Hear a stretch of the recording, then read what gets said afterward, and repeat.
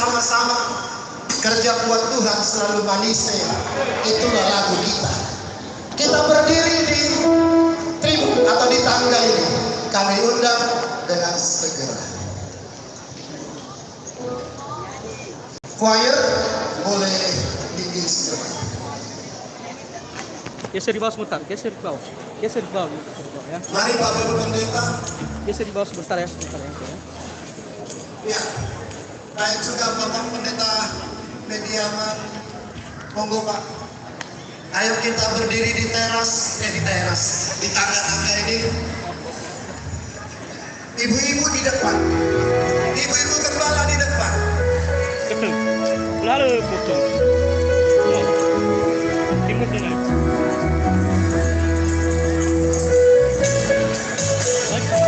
Naik, masuk ke mana? Hah?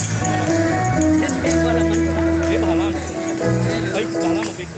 Baik Bapak Ibu Saudara, kita bernyanyi semua hamba-hamba Tuhan, kerja buat Tuhan selalu manis.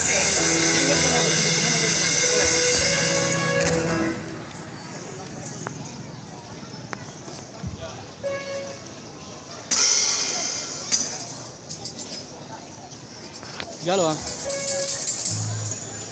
Ya, siap semua.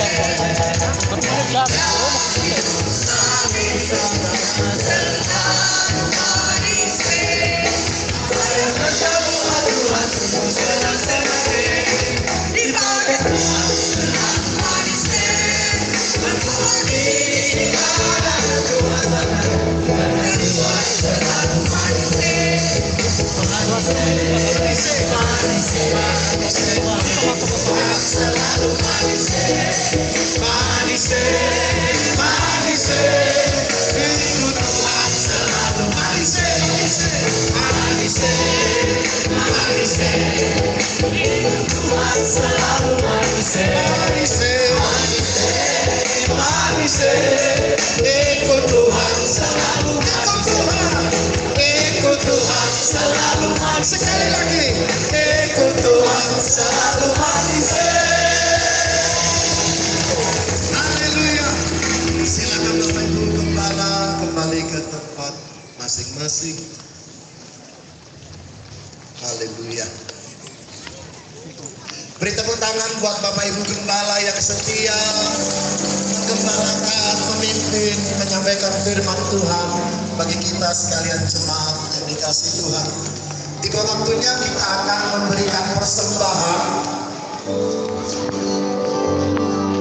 Sementara dipersiapkan kantong persembahannya, saya minta Ketua PGLII untuk berdoa buat persembahan.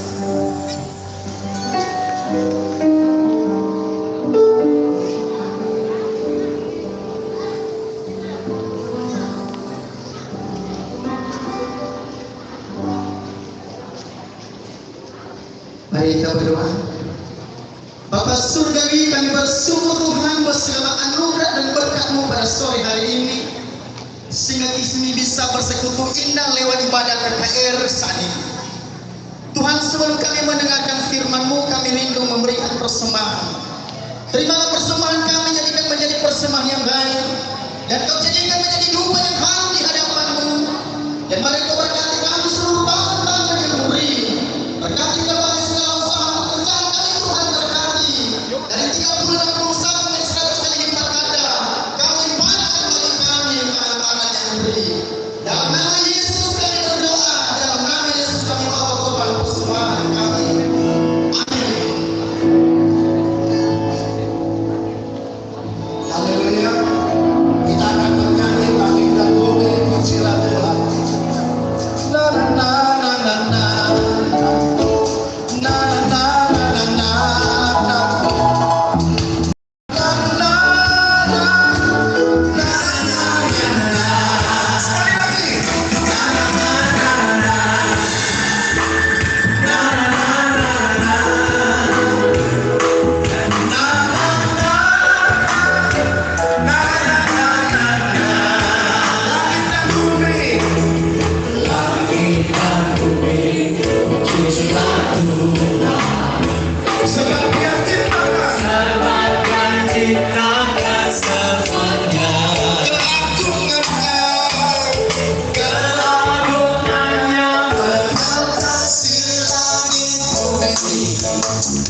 sembah sujud di hadapannya.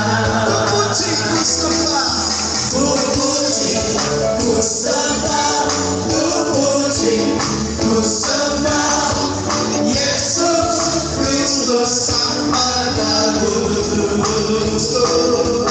Ku puji, ku sembah, ku puji, ku sembah Yesus Tuhan dan Rajaku.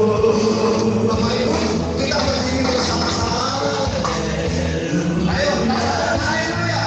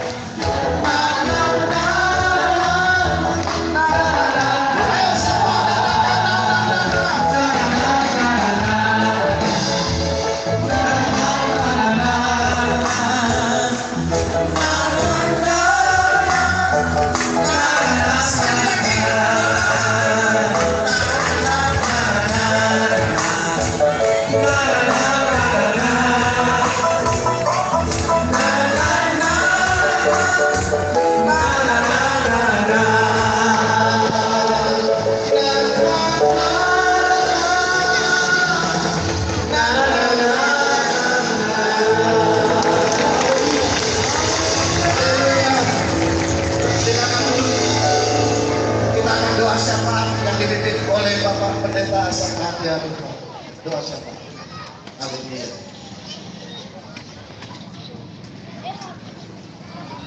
Satu dua.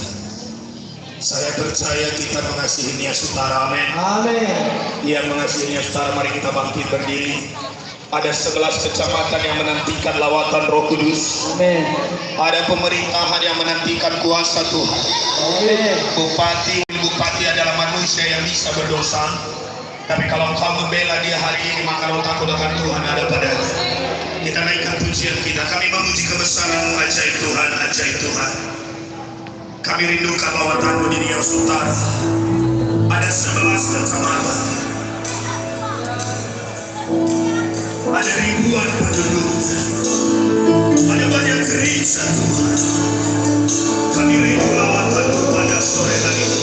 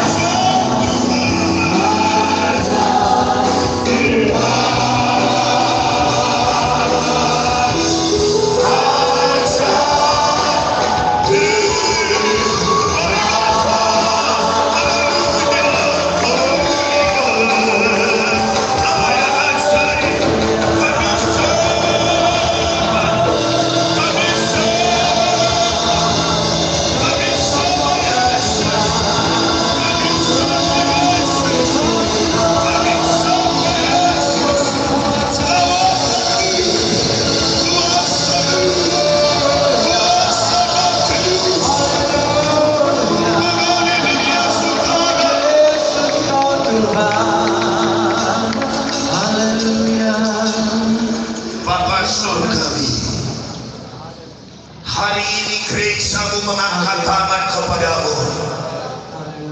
Karena Nia Sutara butuh lawatanmu. Nia Sutara adalah harta kesayanganmu. Ada 11 kecamatan dipersembahkan kepada Yesus. Ada ribuan penduduknya menyembah Yesus. Kami berdoa secara khusus bagi Bapak Bupati Nia Sutara, Amisar Waru, dan Wakil Bupati Nia Sutara, Bapak Yusuf Cina. Kau yang mengangkat mereka, maka Engkau Tuhan yang menolong mereka. Kami berdoa lewat kepemimpinan mereka, Nia Sutara diberkati. Tanamkan roh yang takut akan Tuhan. Jangan biarkan mereka menyimpang. Dan seluruh jajaran sampai kepada pemerintahan desa, jangan biarkan satu pun jatuh ke dalam dosa. Tetapi biarlah mereka boleh menjadi berkat bagi Kabupaten Nia Sutara. Itu adalah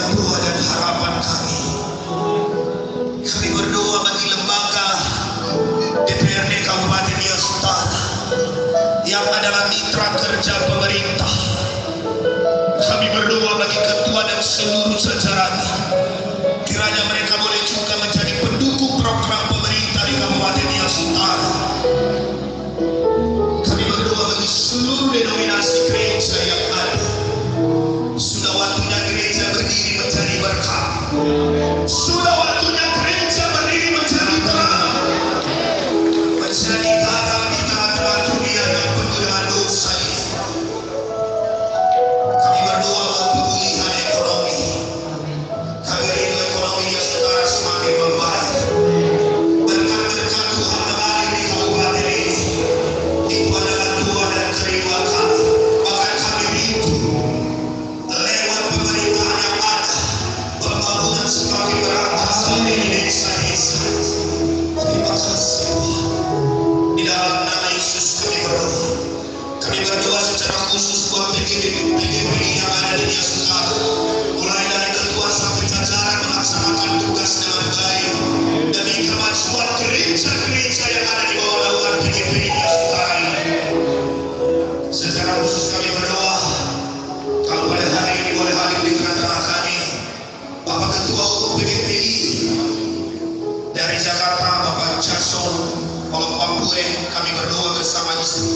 Hari ini kami nantikan berkat yang kau sediakan lewat hamba-Mu, lewat firman Tuhan yang akan memberkati Kabupaten Nias Utara yang kami cintai ini. Terima kasih Bapa di sorga. Lewat doa kami, kabupaten kami bisa berubah. Nias Utara boleh dipulihkan oleh Tuhan. Di dalam nama Yesus kami berdoa, kami bersyukur dan kami tahu satu perkara. Doa kami sudah dijawab oleh Tuhan. Di dalam nama Yesus kami mengucap syukur. Dan saat ini kami mematahkan setiap pekerjaan industri roh yang ingin mengganggu Kabupaten Nias Utara. Roh perpecahan, roh tidak bersehati.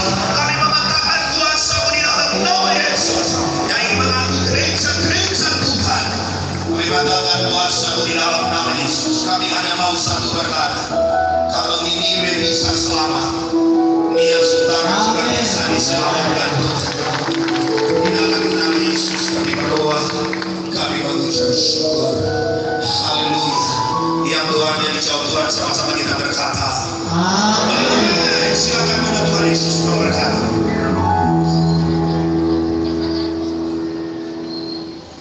Kita siapkan hati kita untuk mendengarkan firman Tuhan.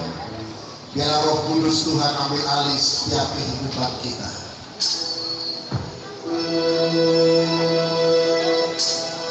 Roh yang hidup penuhimu, mengalir dalamku.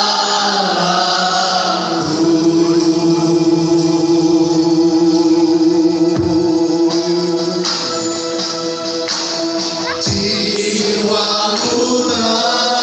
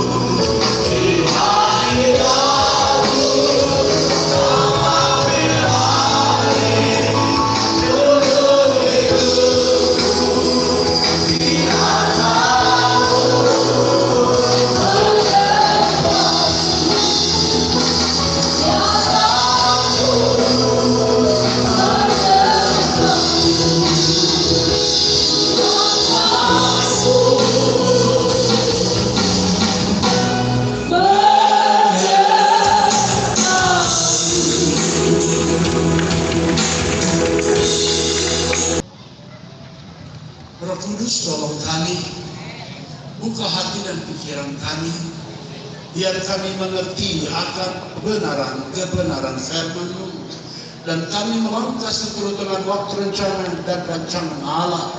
Bahkan kami dapat menyadari betapa Engkau Tuhan begitu mengasihi kami.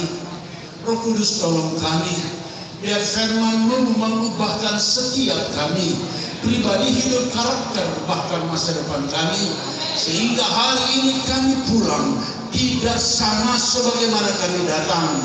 Ketika kami datang lemah, kami pulang dengan kekuatan Allah. Di saat kami susah, firman-Mu menghibur kami. Di waktu kami hadir terikat, kuasa-Mu membebaskan. Dan saat kami hadir sakit, oleh bibir-bibir Yesus kita sudah sembuh. Dan kami akan bercerita di banyak orang bahwa hari ini di Kabupaten Nias Utara kami bertemu Tuhan, dan Engkau Yesus menjamah kami. Roh Kudus tolong kami. Kami membuka hati ini lebar-lebar untuk firman-Mu. Perbuatlah sesuka-Mu, ya Allah. Tegur kami, ya Tuhan. Berbicara. Kami tunduk pada otoritas Allah. Kami tunduk pada kebenaran dan kekuatan firman Allah. Berbicara Bapa, kami siap mendengarkannya. Dalam nama Tuhan Yesus, firman yang hidup, Allah itu sendiri, kami sudah berdoa dan ucap syukur bagi Bapa di sorga. Haleluya.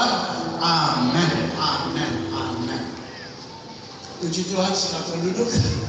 Bapak, Ibu, Saudara yang dikasihi Tuhan Yesus,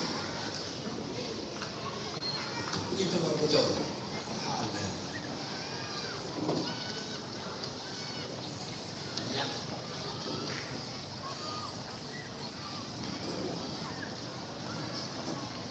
Shalom, shalom, shalom. Yahoo. Yahoo. Yahoo. Pertama kali saya datang ke Pulau Nias 1 minggu sebelum gempa bumi terjadi.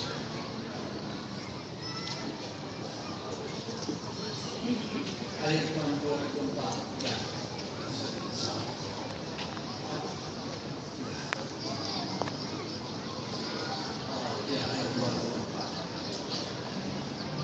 Dan saya melihat Nias sudah berubah secara luar biasa. Saya pendeta Yason Berangkure. Oleh karena anugerah Tuhan, saya sesungguhnya hanyalah seorang penginjil biasa. Dari kampung ke kampung, kota ke kota, 10 orang, 1000, 10.000 orang, dan pakai menjadi alatnya seperti ini. Dan saya hanya menceritakan kepada Tuhan. Dan saya bergembira boleh bertemu dengan masyarakat ini, dengan bapak-bapak, Tuhan, saudara-saudara saya, sepelayanan, sepenanggungan, seperjuangan semua. Nah, hari ini salah satu yang mendasari diadakan acara KKR, Kebaktian Kebangunan Rohani, dengan tema rasakan dan nikmati lawatan Tuhan lewat firman Tuhan dan pujian penyembahan. Alamat zaman kuasa Roh Kudus adalah karena kita memperingati hari Pentakosta, hari pencurahan Roh Kudus, dan seluruh dunia mengakuinya.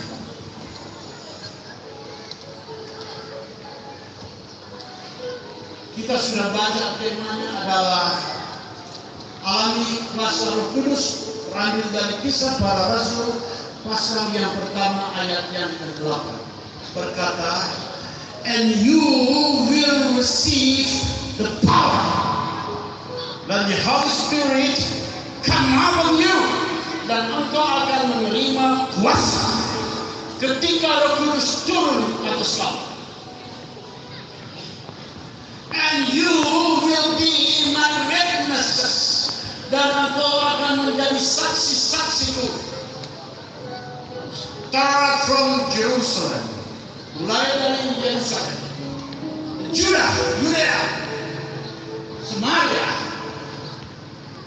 and the uttermost of the world, the end of this planet.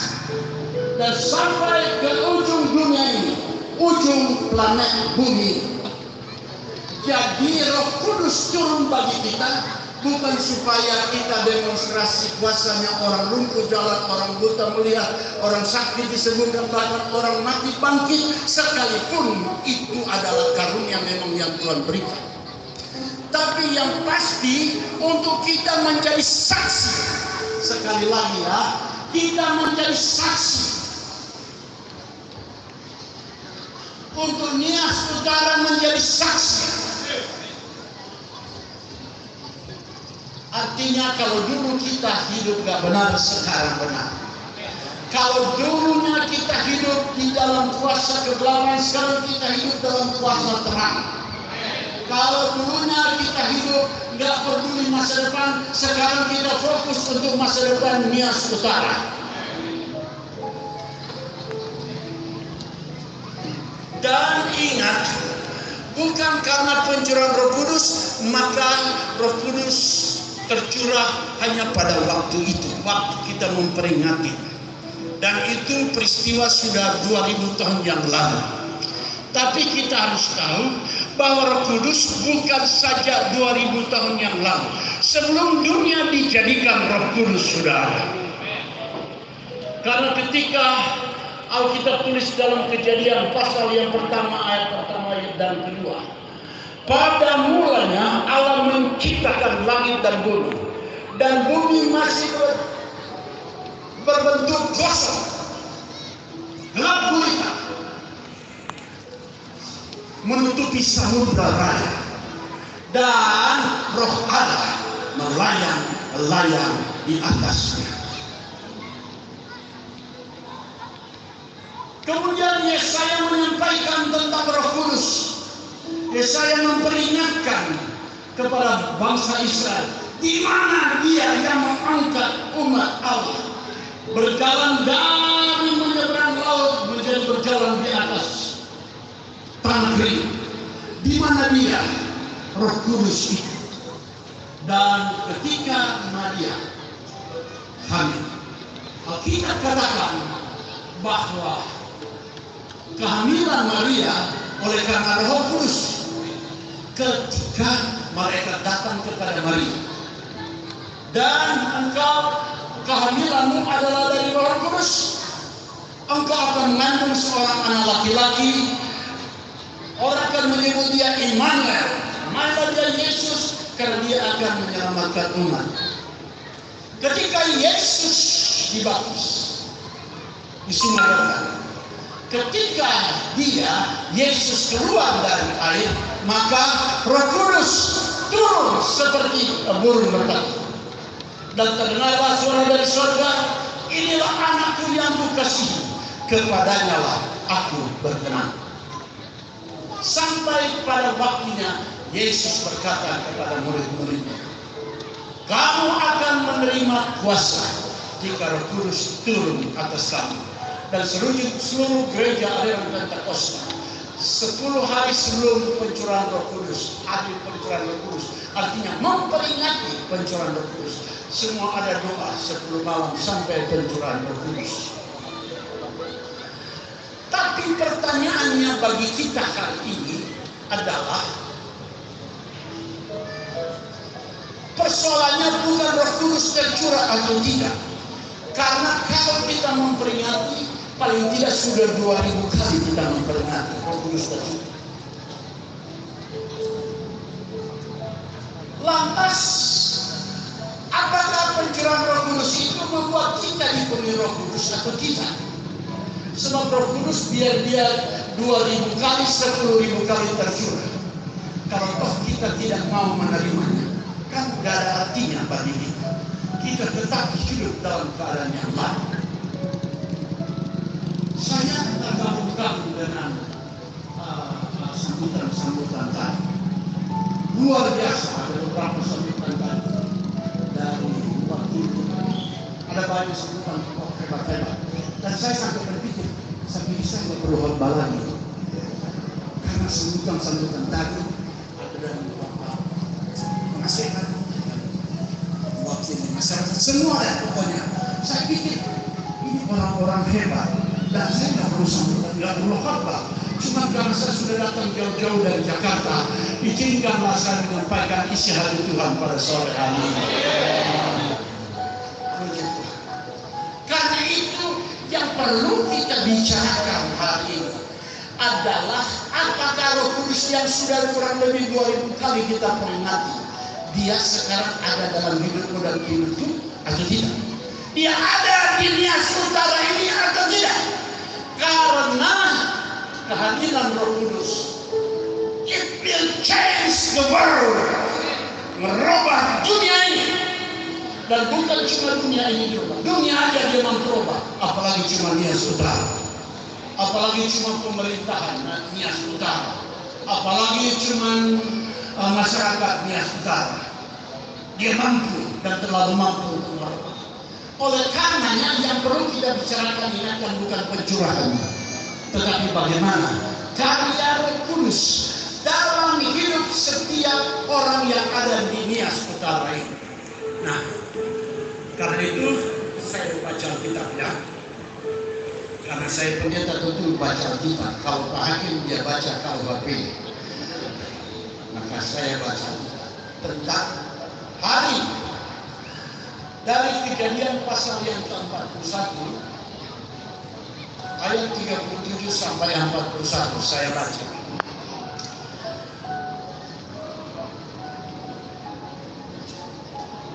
Oh, puji Tuhan. Mic-nya didekatkan. Oke.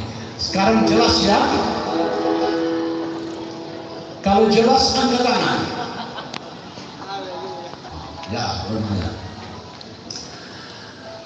Kejadian 41 ayat 37 sampai 41 saya baca. Judulnya Yusuf di Mesir sebagai penguasa. Usul itu dipandang baik oleh Firaun dan oleh semua pegawainya.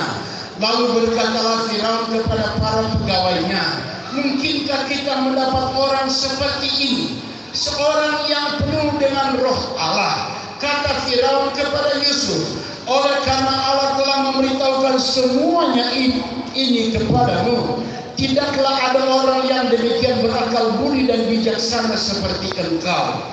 Engkaulah menjadi kuasa atas istanaku, dan kepada perintahmu seluruh rakyatku akan taat. Hanya tahta inilah kelebihanku daripadamu. Selanjutnya Firaun berkata kepada Yusuf, dengan ini aku melantik engkau menjadi kuasa atas seluruh tanah Mesir.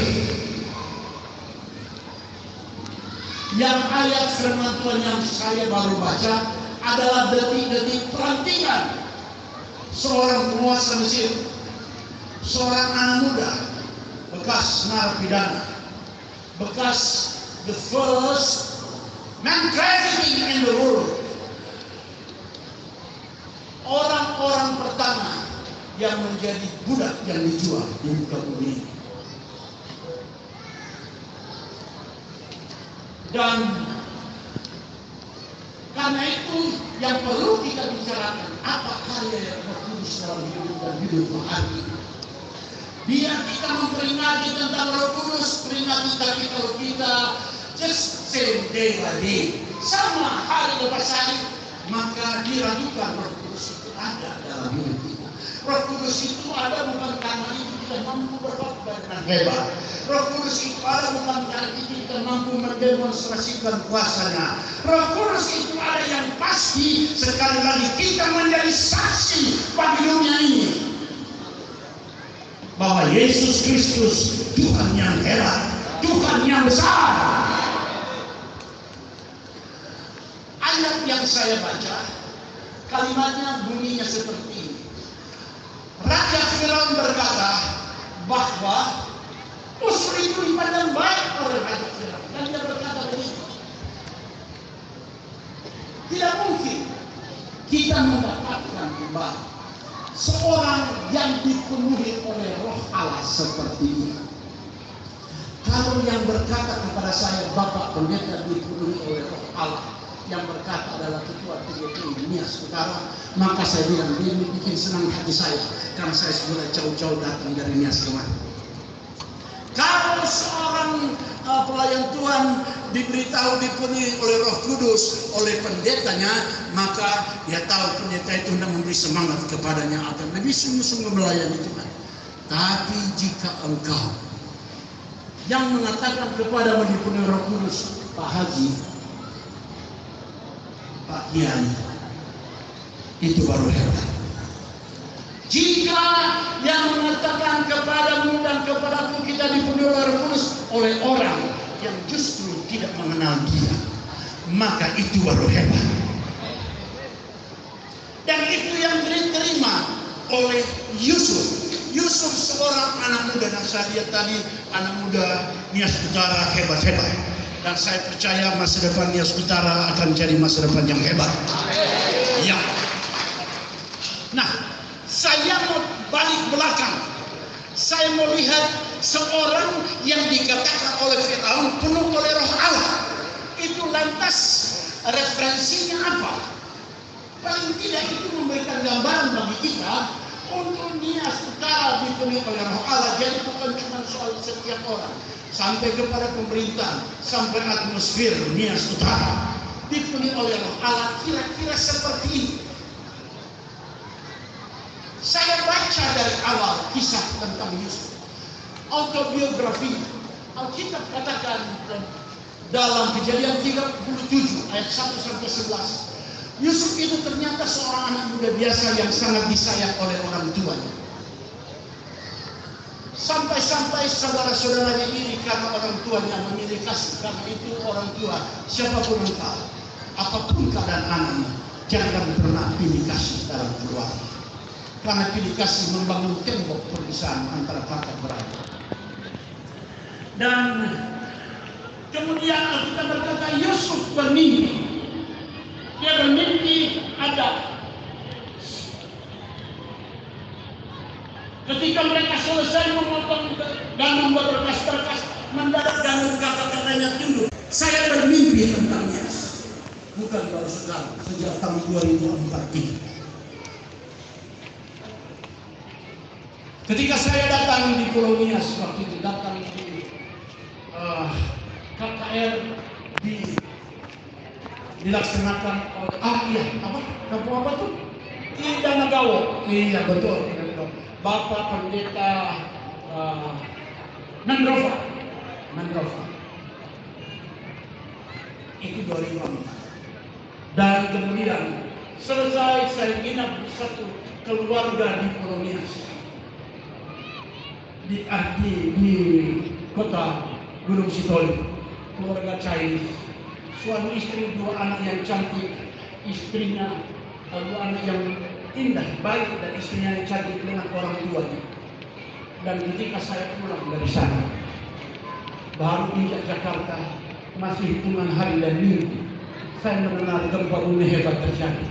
Dan ruko di mana mereka punya tempat tinggal, dan saya mengingat runtuh masuk ke dalam tanah dan semua mati, tinggal dia sendiri yang dulu.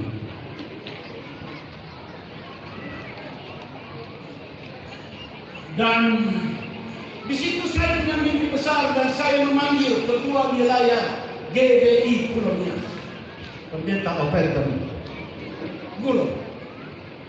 Saya panggil dia dan saya bilang kepada Operator Gulo, Operator, persiapkan, saya salah satu ketua pimpinan GBI waktu itu.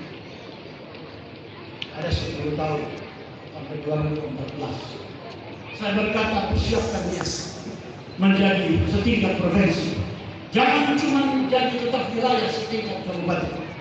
Tapi kita ini masih kabupaten. Nanti Nias akan jadi provinsi kelak.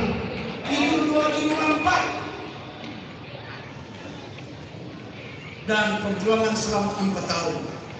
Dan awal 2009, maka pengurusnya dilantik menjadi Badan Pekerja Daerah setingkat provinsi. Dan yang masih sisa yang ada saya lihat sekarang hari ini adalah ketua Nias Utara, dia sekretaris pertama DPD. Saya menanam mimpi besar kepada teman-teman dan ada di Pulau Nias.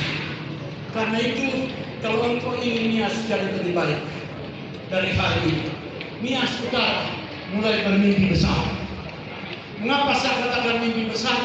Karena itu yang Tuhan berikan bagi kita. Berpikir besar, bermimpi besar. Mumpung mimpi belum dilarang di Republik ini. Mimpi yang besar.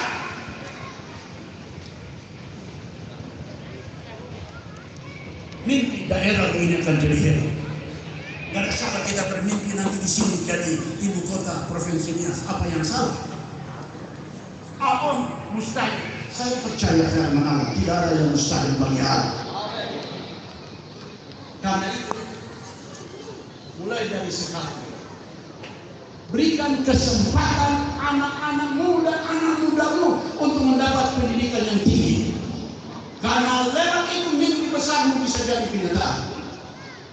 Jadi ketika ibu-ibu, bapak-bapak, ketika engkau memakaikan baju kemeja putih, celana pendek merah kepada anakmu SD kelas 1, katakan kepada anakmu, nah, nanti kamu jadi dokter. Dia pergi ke sekolah, dia bilang temannya, saya mau jadi dokter. Temannya bahkan tak ngerti dokter itu apa. Besok ketika engkau memakaikan sepatu dan kaos kaki kepada anakmu, katakan, nak, nanti engkau jadi dokter spesialis. Dia berangkat ke sekolah, dia bilang kepada temannya, mama saya bilang, saya mau jadi dokter spesialis. Temannya tanya, dokter itu apa? Saya tidak tahu, yang penting dokter spesialis. Kembali malamnya engkaulah yang bermimpi untuk anakmu. Kalau engkau berkata, om saya kan sudah tua, mimpi apa lagi? Paling tidak untuk generasi penerus. Ketika engkau memakaikan topi merah dan dasi merah, katakan, nah engkau menjadi dokter spesialis yang membangun rumah sakit di Nias Utara. Rumah sakit bertaraf internasional.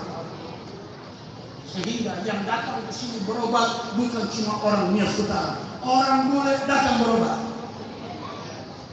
Dan nanti resepsionis jangan kasih bapak-bapak laki-laki yang pakai kumis melintang. Nanti orang datang berobat, dia bapak kumis melintang lalu berkata, sakit langsung pingsan. Kasih orang bule jadi resepsionis. Supaya ketika dia lihat orang bule, sakitnya 50% sudah sembuh. Dia berangkat ke sekolah, dia bilang, saya mau jadi dokter spesialis memiliki rumah sakit besar. Lebar dia di depan RS, sudah ada RSUD di sini Pak. RSUD Nias. Sudah. Dari puskesmas yang diberikan ya. Dia lewat di RSUD Nias. Dia bilang RSUD ini kecil. Nanti saya mau bangun rumah sakit besar di Nias Utara. Teman yang menertawakan. Asal tahu mimpi besar memang ditertawakan. Digodok oleh orang-orang yang tidak percaya, dan hasilnya akan dinikmati oleh orang percaya.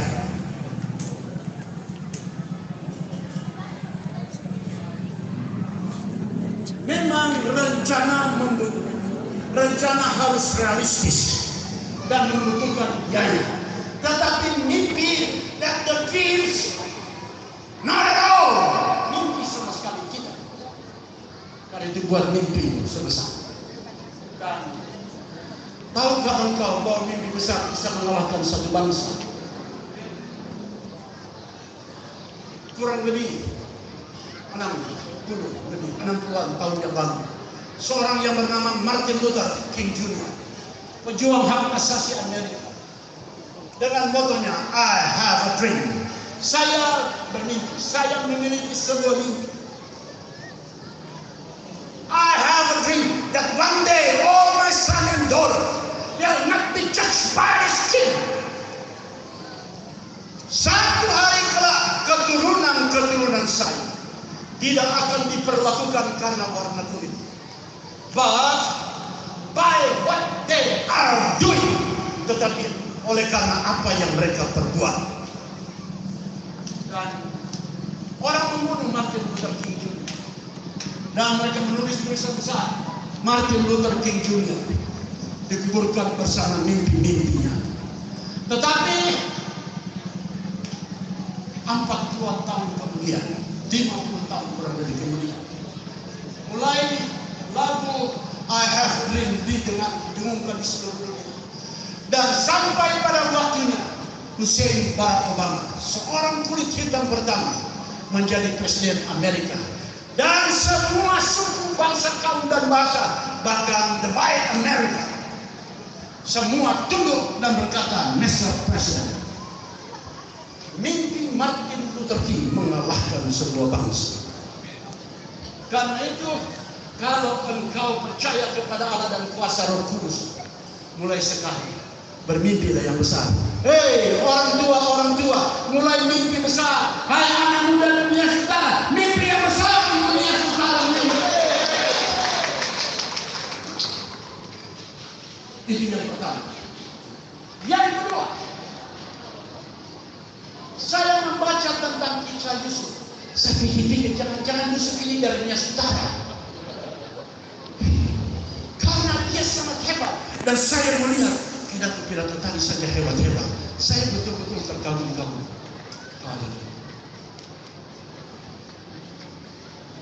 Alkitab katakan ketika Yusuf ditangkap saudara-saudaranya, dimasukkan ke dalam lubang, kemudian dijual jadi budak, jadi pembantu budak di tanah Mesir, di rumah Potifar, masuk penjara. Saya tidak lihat Yusuf melakukan gerakan perlawanan. Karena dia percaya, one day all my dreams become reality. Dia percaya satu saat kelak mimpi-mimpiku akan menjadi kenyataan. Karena itu dia fokus terhadap mimpi besar. Kita jangan fokus terhadap apa kata orang tentang engkau. Fokus terhadap apa rencana Allah bagi dirimu. Kita tidak usah fokus terhadap apa kata orang tentang dunia sekarang. Fokus terhadap rencana Allah yang besar bagi Nias Utara ini.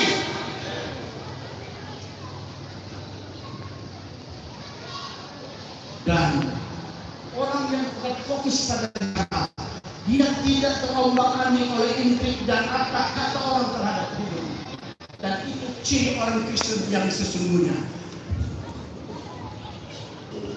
Nah, Allah itu hebat. Dia memberikan sesuatu bagimu dan bagiku. Bukan cuma dia suruh kita mimpi besar. Bukan dia cuma suruh engkau dan saya bermimpi besar. Ingat baik-baik apapun keadaan. Jangan pernah berkata, ya saya kan orang miskin, saya orang kampung. Hei, banyak anak-anak orang miskin jadi orang-orang hebat di Jakarta. Dan mimpi besar bukan cuma hak orang kaya, bukan cuma hak orang berpendidikan. Orang-orang yang sederhana yang tinggal di gubuk kecil sekalipun memiliki hak yang sama untuk bermimpi besar. Dan repotnya ketika kita mimpi besar, sampaikan kepada istri kita, Mama, saya bermimpi besar, saya mau jadi gubernur pertama Provinsi Nias. Dari dulu kan sudah mau jadi, tapi selesai pendidikan. Mungkin orang menertawakan engkau dan berkata, kau tanya sama istri mereka berkata, dia pegang jidat dan berkata, Papa lagi anget ya. Papa sadar ya, ingat anak-anak masih kecil. Memang, kalau mau bertanya kepada sahabat pun mereka berkata, logat Jakarta bilang begini, hei sobat, ngaca.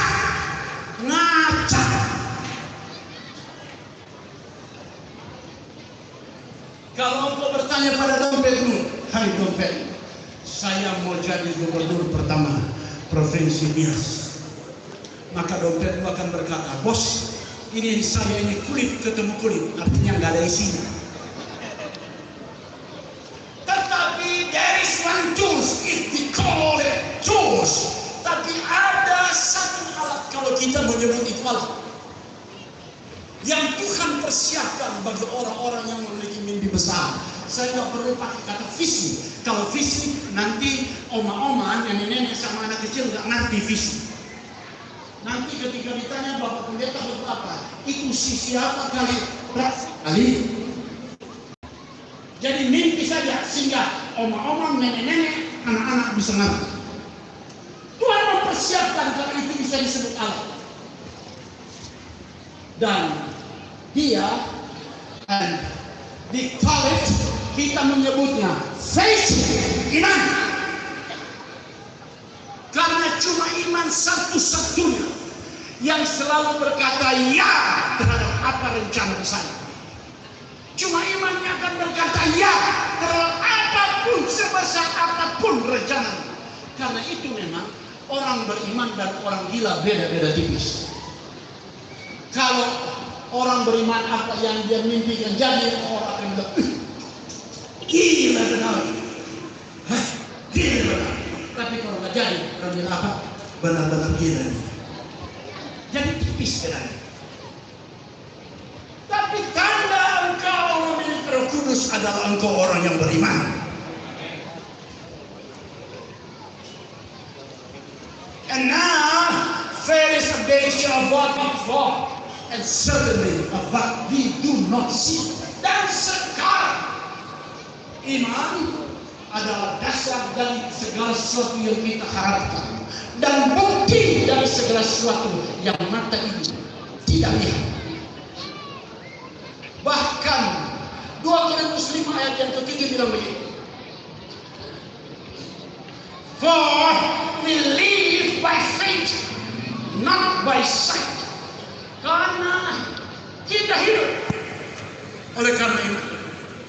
Itu namanya apa? Iman. Tunjuk kiri kanan. Iman. Tunjuk kiri kanan. Yang keras suaranya. Iman. Kita beri kemuliaan bagi Allah. Haleluya.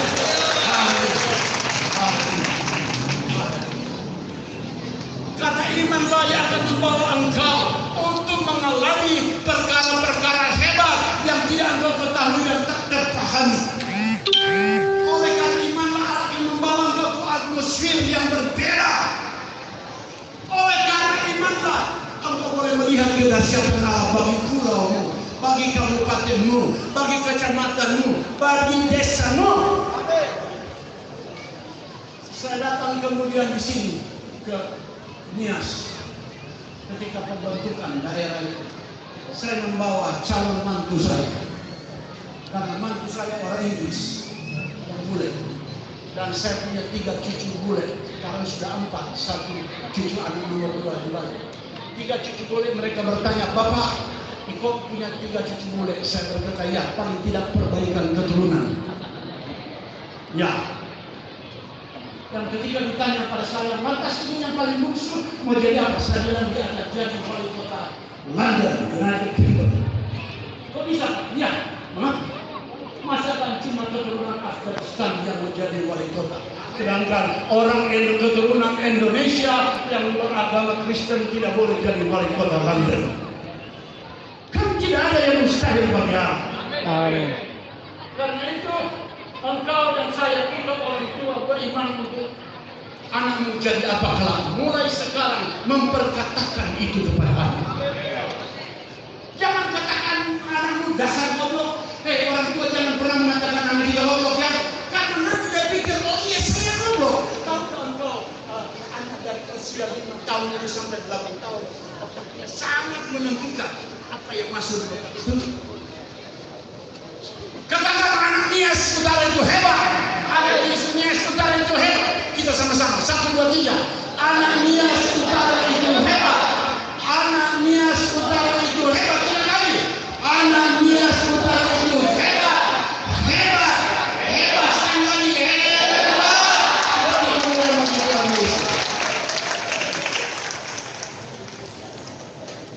Dan yang ketiga, kalau tadi adalah tanda-tanda seorang dipenuhi Roh Kudus.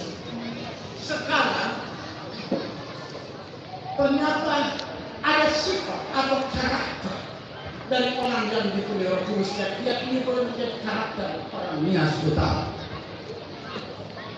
Karakter yang pertama, Alkitab katakan saudara-saudara Yusuf sudah buat sedemikian rupa pada Yusuf sampai dia dibuang, dijual, kemudian masuk penjara. Tapi kemudian Allah angkat menjadi orang nomor 2 di tanah Mesir. Dan pada waktu itu saudara-saudaranya datang dan hendak membeli gandum karena di daerahnya terjadi kelaparan yang besar. Dan di Mesir terjadi masa kelimpahan besar. Dan di saat itulah Yusuf memperkenalkan diri kepada saudara-saudaranya. Ketika mereka tahu bahwa ini Yusuf, mereka ketakutan karena mereka berpikir saat membalas dendam sudah tiba bagi Yusuf. Tapi Yusuf berkata, emangnya aku Tuhan? Nah, yang saya mau gambarkan, Yusuf tidak berbuat apa-apa. Dan dia berkata begini, bukan kamu yang menyuruh aku datang ke tanah Mesir, tapi Allah lah dengan caranya yang membawa aku ke tanah Mesir. Artinya apa? Engkau beriman bukan cuma modal mimpi besar dan beriman untuk jadi kenyataan. There is a big price that you have to pay. Ada harga yang harus engkau dan saya bayar. Bukan cuma mimpi-mimpi jadi. Ada harga yang harus kita bayar. Seorang yang dipenuhi Roh Kudus, dia siap bayar harga. Harga yang pertama adalah rela menderita untuk mimpi besar itu. Saya bertemu dengan banyak orang-orang hebat, orang tua hebat. Mengapa saya katakan orang tua hebat? Sekalipun dia baca aja terbatas, dia mau baca saja SASA, PIP. Dia lihat gambar kerbau, umpamanya seperti itu. Tapi mereka rela jual rumahnya untuk anaknya sekolah di kota besar. Ketika mereka bertanya sama saya, Pak Pendeta, salahkah saya jual rumah untuk anak saya mau kuliah di ITB, dia diterima di ITB? Saya bilang jual rumah. Saya panggil anaknya, saya bilang ingat baik-baik. Pertama, engkau dapatkan dan engkau harus lakukan beli rumah ayah ini. Dan selang 14 tahun kemudian mereka datang bertemu dengan saya. Berterima kasih karena apa yang saya katakan dilakukan jadi yang saya mau sampaikan, siapapun itu rela menderita untuk mimpi besar itu. Dan kita rela menderita dan kita fokus untuk mimpi besar. Dan kalau Yesus tidak rela menderita untuk menanggung itu, kita tidak pernah berubah, kita tidak pernah diselamatkan. Kita adalah orang-orang yang antri masuk neraka. Tapi Yesus Kristus Tuhan, dia telah memberikan teladan yang hebat. Dia rela menderita ganti dia. Rela bekerja keras, bukan saling menjatuhkan, bukan saling sindir menyindir. Rela melakukan hal besar, mengorbankan segala sesuatu untuk niat saudara maju ke depan. Yang kedua, orang yang dipenuhi oleh Roh Kudus adalah Alkitab katakan Yusuf sempat tinggal di rumah Potifar, dan kemudian karena Yusuf itu ganteng, sama ganteng dengan bapak ini dan bapak-bapak yang lain semua. Kalau saya cuma beda tipis saya tebalan dia. Maka nyonyanya jatuh cinta pada Yusuf. Tetapi Yusuf menjaga hidupnya. Ketika dia ditarik masih benar-benar dia lari keluar kamar. Ini Yusuf zaman dulu. Saya nggak tahu kalau Yusuf zaman sekarang apa namanya. Artinya apa? Seorang yang dipenuhi Roh Kudus adalah orang yang menjaga kekudusan hidupnya. Kalau engkau ingin rencana Allah yang besar jadi dalam hidupmu, jaga kekudusan hidupmu, maka Allah bebas beracara dalam hidupmu. Tingkat kekudusan hidup kita sangat menentukan. Tingkat bekerjanya Allah lebih hebat dan dahsyat dalam hidup kita sangat ditentukan oleh tingkat kekudusan hidup yang kita pelihara dan jaga. Jaga itu, fokus kepada rencana Allah yang besar. Hai Nias Utara, fokus kepada rencana Allah yang besar. Dan engkau lihat Allah mengangkat Nias Utara menjadi alatnya hebat.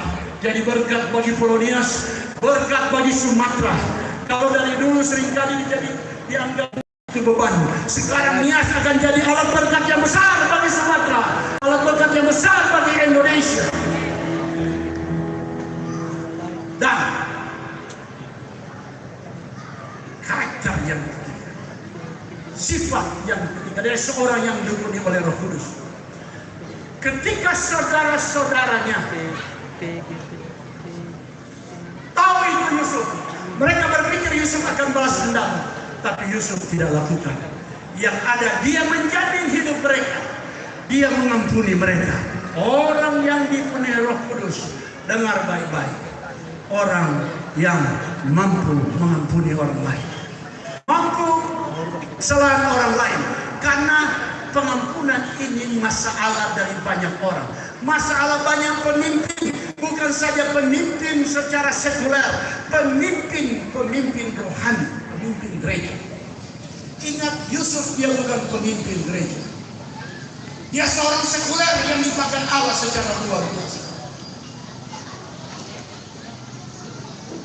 Tanda engkau akan jadi orang besar ketika engkau mampu mengampuni lawan politik. Ketika engkau mampu mengampuni orang yang menjatuhkan engkau.